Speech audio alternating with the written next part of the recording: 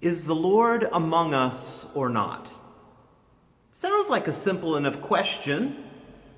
Simple enough that we can answer it, of course. Kind of our Sunday school answer. Or the answer that we give, well, how are you doing? Oh, I'm just fine.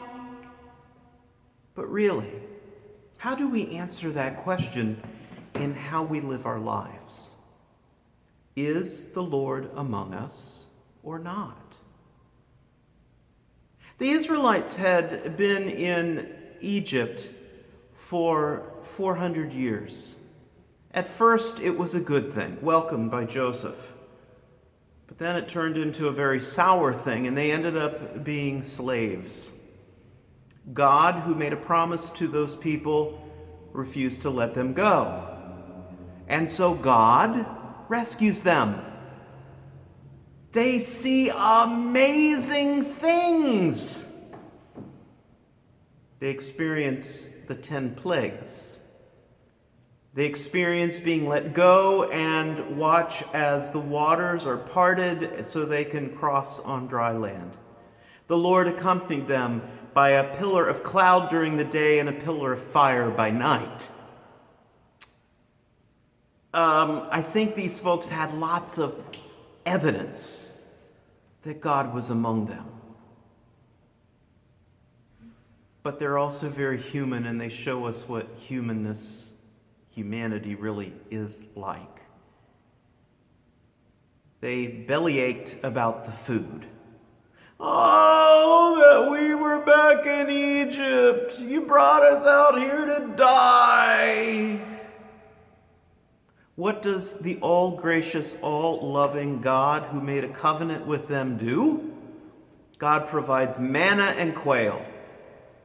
Every morning it is there, and on the day before the Sabbath they get a double portion. God is among them and is faithful. And just when they get through that little endeavor, you would think that that would be enough. No, again they complain, oh, we don't have water.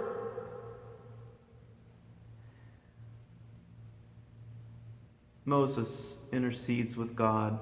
God brings water from a rock. And Moses names the place because of the question, is the Lord among us or not? You see, that's a question for us too. Are we living lives devoid of God? We live as though God is not here? Do our actions reflect God's presence with us?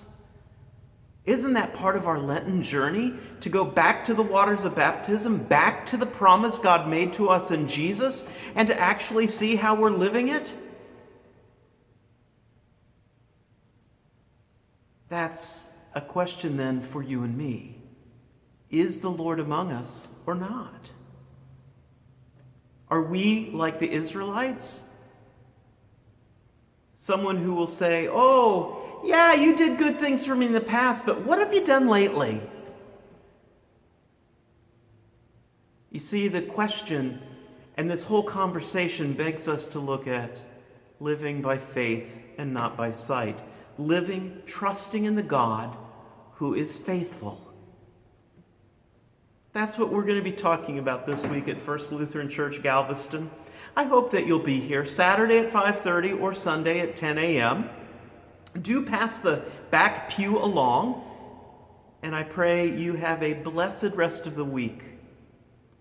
Tonight, tomorrow, when you eat, recognize how God provided that. And when you get a drink of water, again, recognize how God provided that. And ask yourself, is the Lord among us? Have a great week.